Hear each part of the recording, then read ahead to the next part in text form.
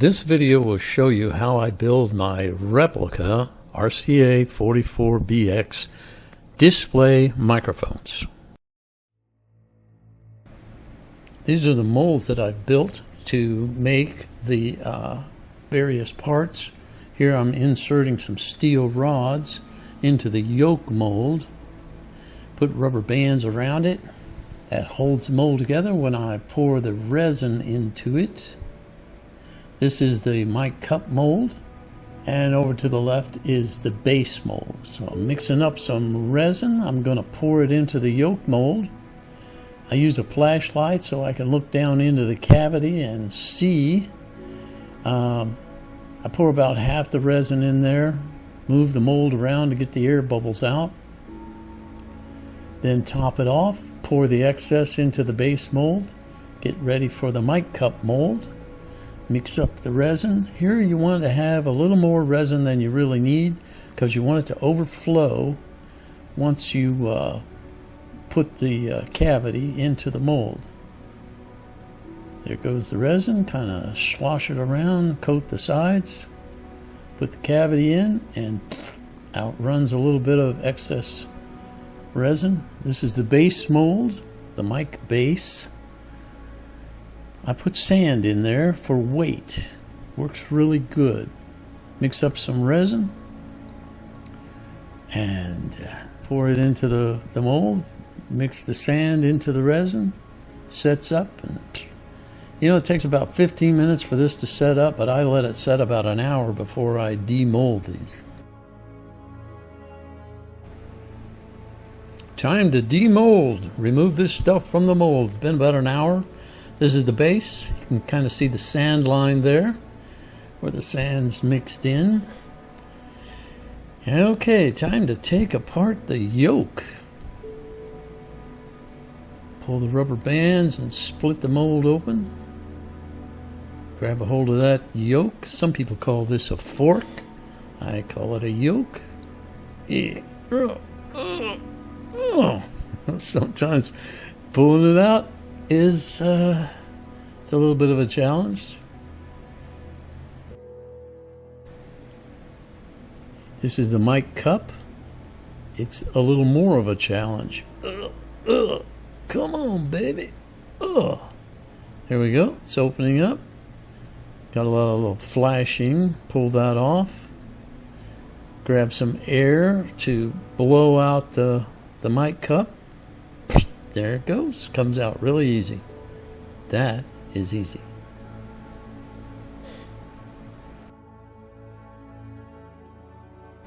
This is just to show you what the mic cup looks like once it's all done, painted, has the rod supports in it, the number, serial number.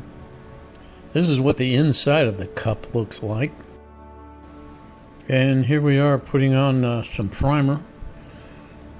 It takes quite a bit of handwork on these cast resin pieces. They don't come out of the molds just all perfect.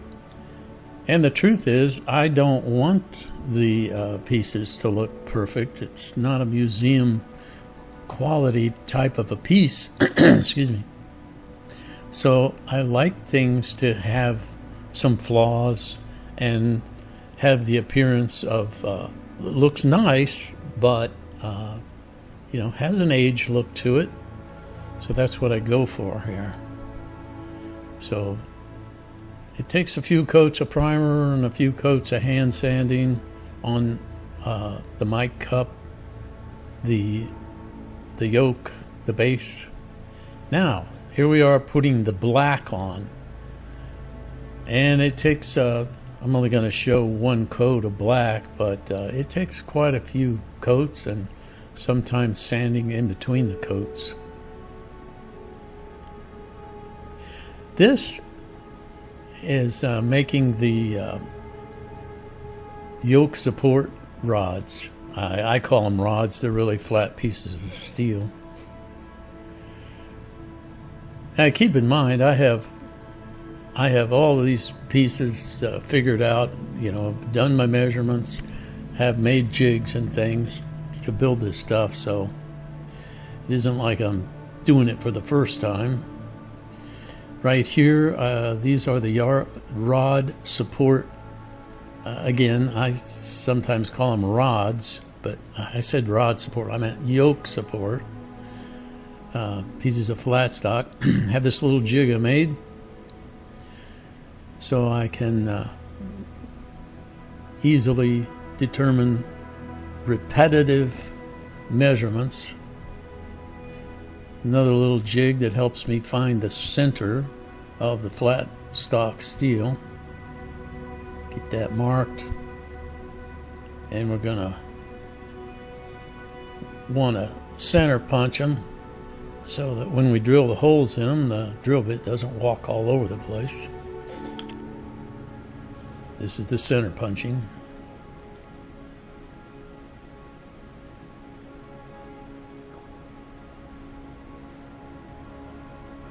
I usually build about 6 of these microphones at a time. So in the background there you see them 77DX replicas that I also build.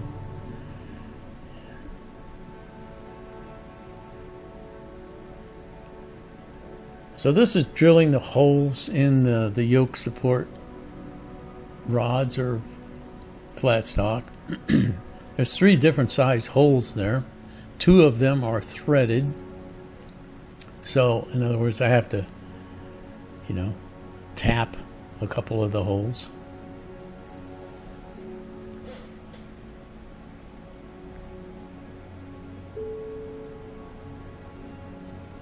You'll notice I don't have a lot of expensive machinery or equipment.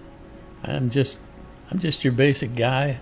I have a simple little shop, and I like to make stuff. How I got making these, I'm not sure, but I enjoy making them, and I will say people seem to enjoy buying them. Time to tap these holes, put some threads in them, and like I said, there's a couple of different sizes of tapped holes. This is the 6 by 32. It's a number 6 screw, 32 IPS, inches per IPS. You'd think I'd know what the hell that means.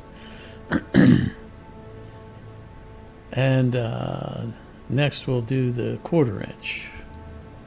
1/4 by 20. No, it's not IPS. What the hell? My brain is stuck in some TV commercial. IPS, you have IPS. Oh my God, you have IPS. You need something.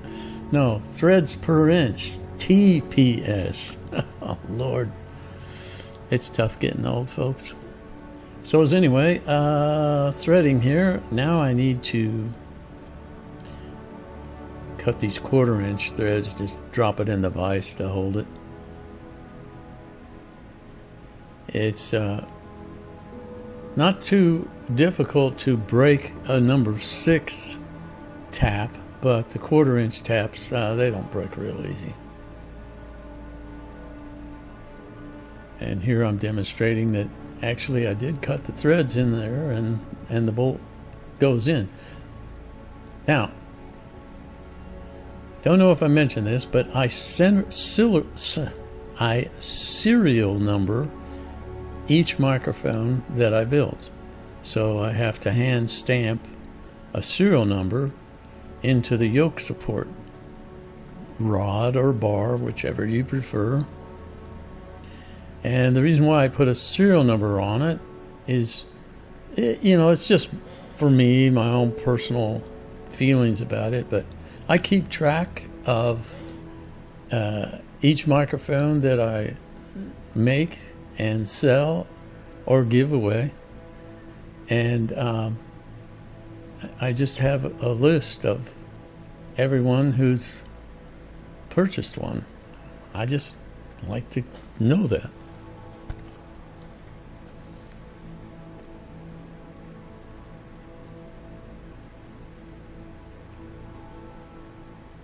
And generally, I do number and sign the base. Okay, here we are priming the yolks. And again, some people call them forks. Either way, it doesn't matter, but I call them yolks.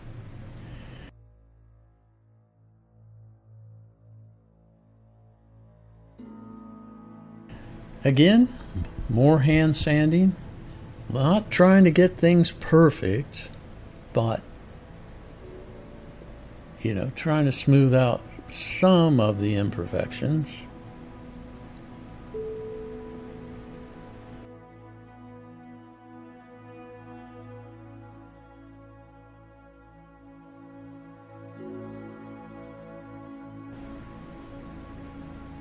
Usually takes 2 or 3 sandings and primings.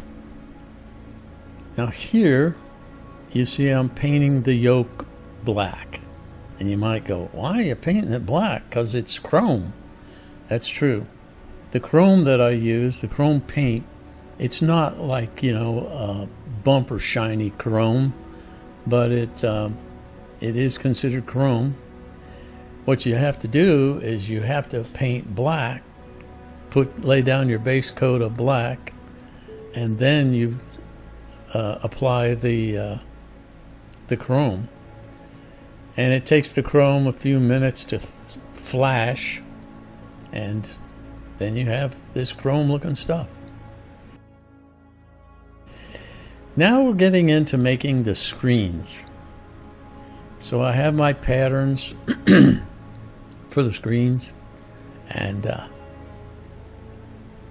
just hand cut each piece out of a big flat sheet of perforated metal.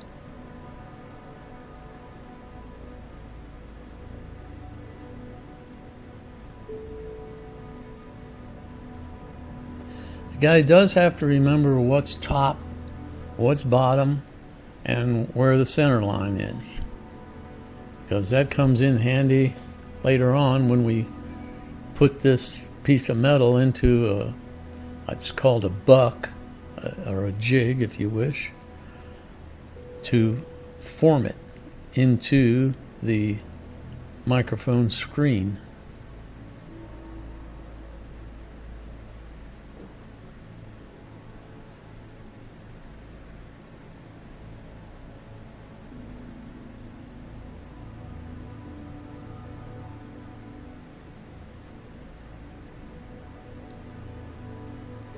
This is the buck, or the piece that I use to form the microphone screen. And it's kind of, I built this buck, and it's kind of, I don't want to say tricky, but you have to get the piece of metal in the right spot. Now there I'm counting the number of holes on each side. That's just to reassure myself that I am centered. Because if you get one hole off, then you're not centered, and when you start cutting and bending, it doesn't work out too well.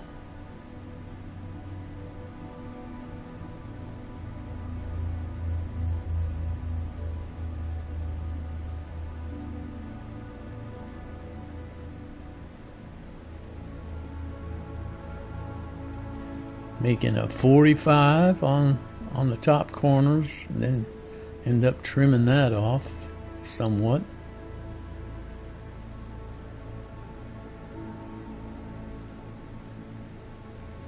You know, the on real 44s, these screens are made out of brass, and then they're chrome plated. I wouldn't mind using brass, because brass, it bends so much easier, but I've never been able to find perforated brass from my suppliers.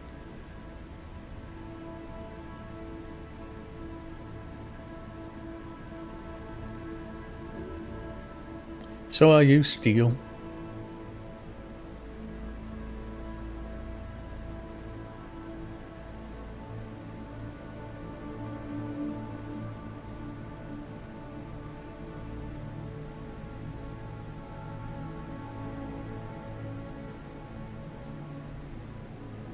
I'm saying, well, I still have to trim off the pieces, but this kind of gives you an idea of what it looks like. All right, time to make the screen band.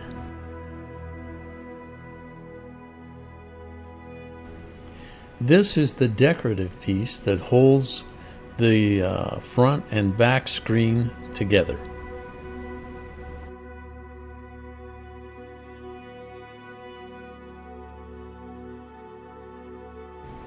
So this is a piece of aluminum that has two holes, one in each end, and then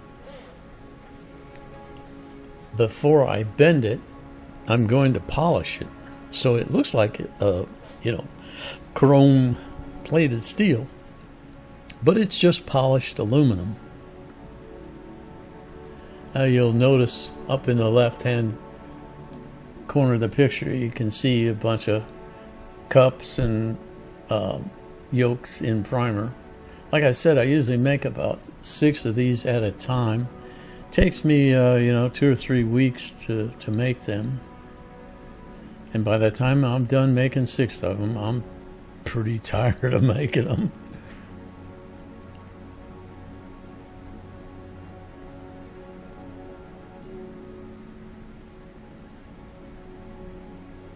I like to get this piece as shiny as I can.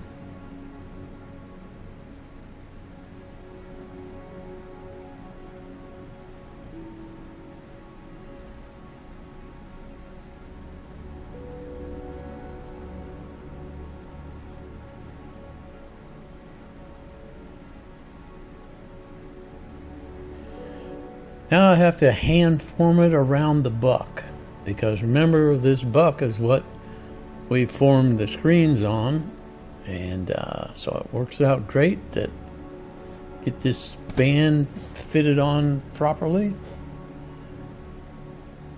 and the screens just mate right up to it real well.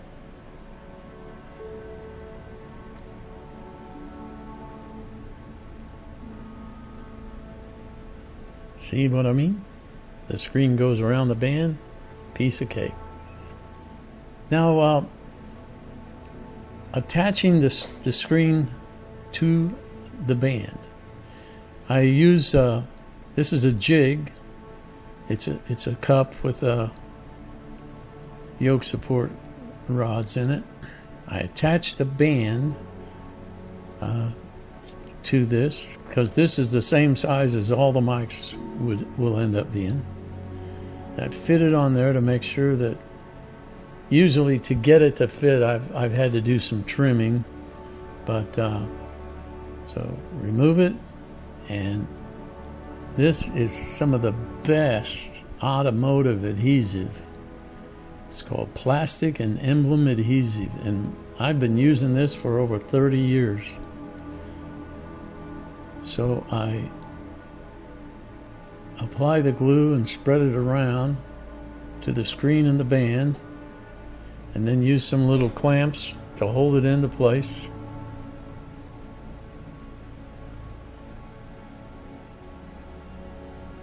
And secure those 2 screws.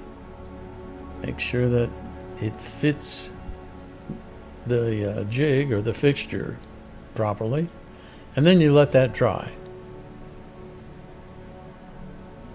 Once that's dried, then you take that piece, the screen with the band on it, and you take your back screen and you start fitting it, because you have to do a little bit of trimming to get that to fit properly. Once we're satisfied with the fit, then I put a number on the 2 pieces, and they become a pair. And I just like this is number 6, I think, microphone number 6. So I just number it so that way I keep those 2 pieces together when I go to assemble it. But before I can go further, I've got to get that black magic marker line off of the steel, so I use some lacquer thinner.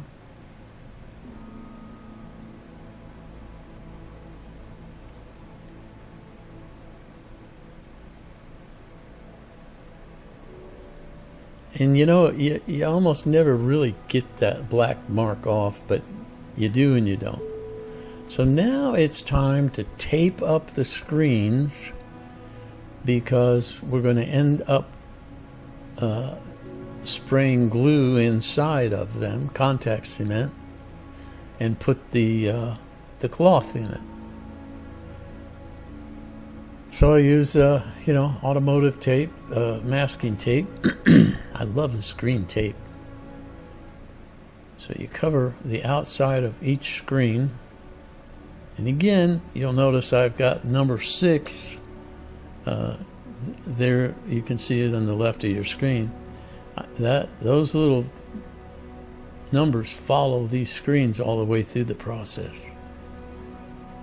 So you see me maybe putting the numbers on and off of them. That's the reason why. So I can keep the matched pair together.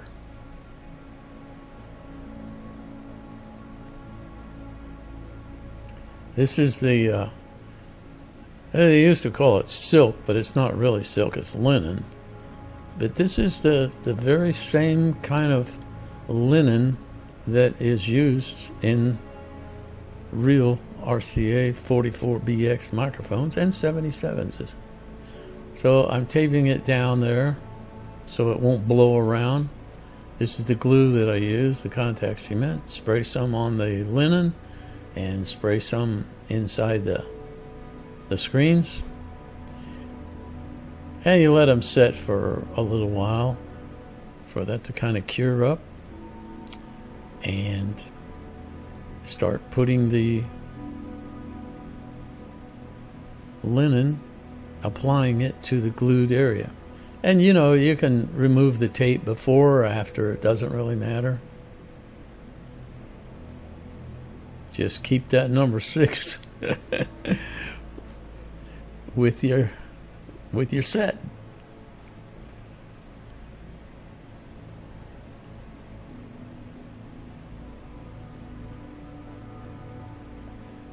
I see that the screen snagged my blue glove and hijacked a piece of it.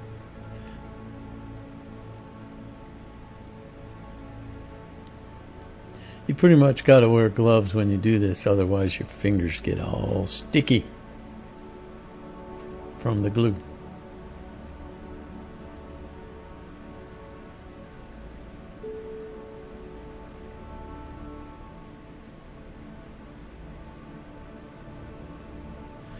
Then we have to trim the excess off, the excess linen, that is.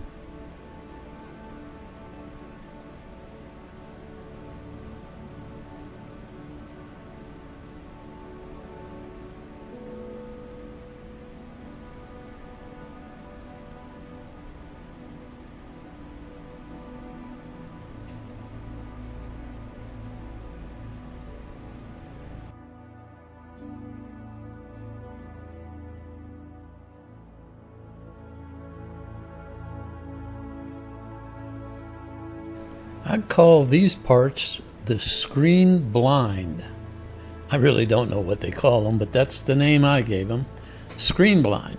So here we are, cutting out some pieces of steel, using our pattern, marking our holes, punching our holes, drilling our holes.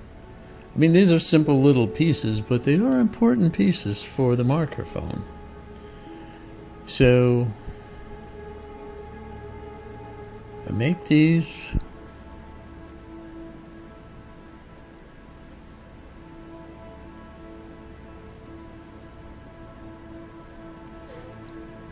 set up my little belt sander, sand off the edges, just kind of finish them off. Then I'll prime them and paint them black. There you can see I've painted a number of other pieces. Now I'm laying these on the table and I'll prime them, but I did not make any video of me shooting them black. I didn't figure it was really that necessary, but I do use that automotive primer, and it's really good.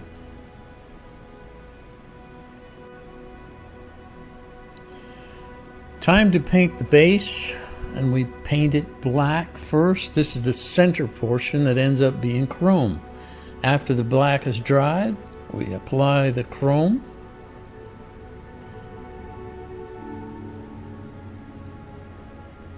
And after the chrome is dried, we mask off the chrome so we can apply the RCA umber gray color, the top coat.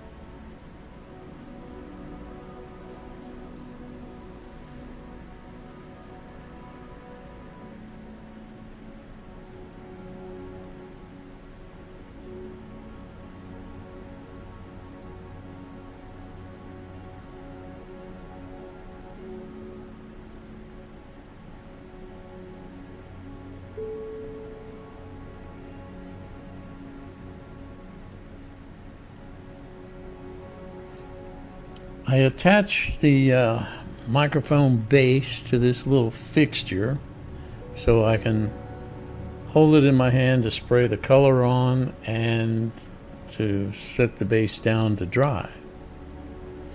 I put the color on, and then I also put on a couple of coats of clear.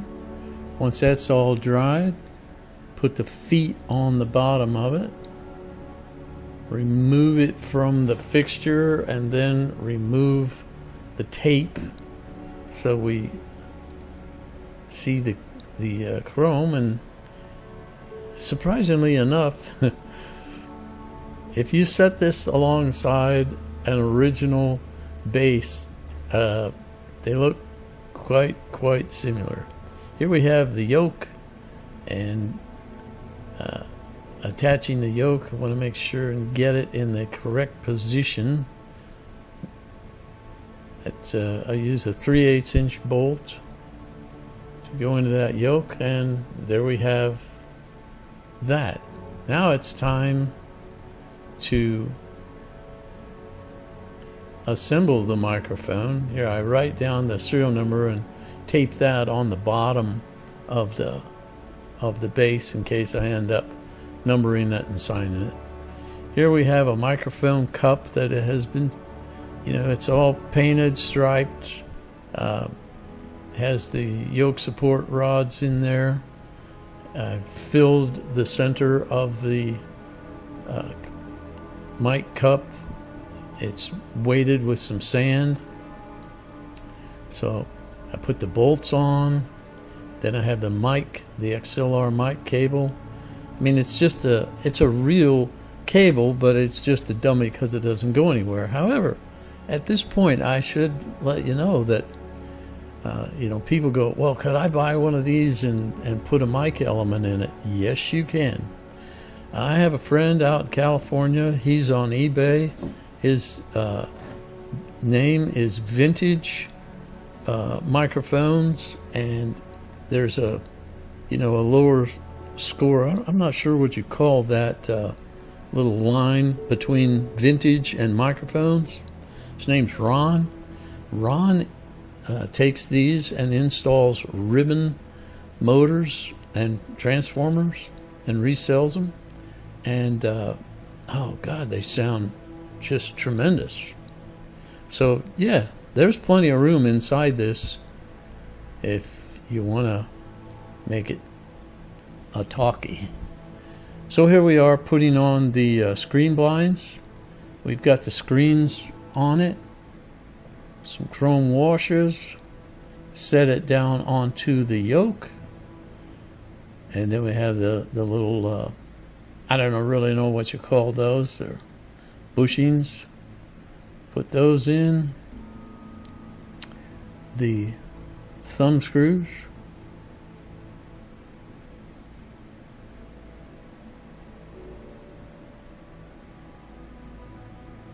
And then, of course, the little cable retainer, microphone cable retainer.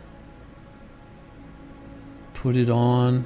Then I loosen it up a little bit so I can adjust the length of wire coming in there. And there we have it, a finished replica for display, RCA 44BX.